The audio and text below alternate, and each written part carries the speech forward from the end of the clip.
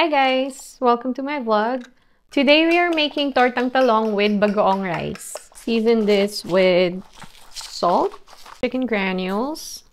I have 1-day-old rice here. I'm using garlic.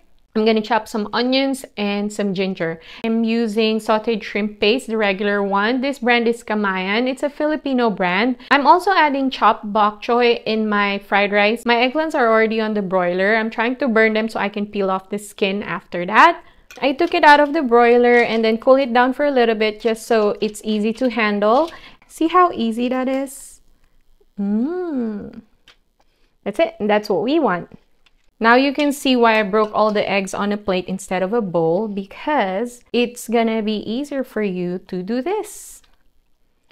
Use your fork to just push it through. Add your oil first and then swirl it around the pan. I'm just gonna do 2 by 2, but if you have a smaller pan, obviously do 1 by 1. You can grab it from the head and then just slice it over like that.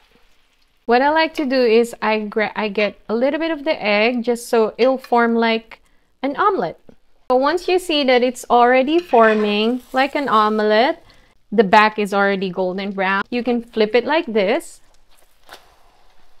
You can also flip it this way, which is easier and safer. Just grab it from the top and then flip it over.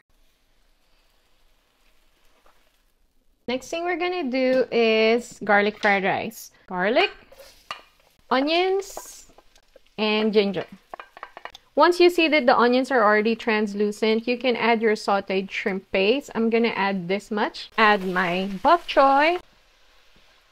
Add your rice. Season it with salt.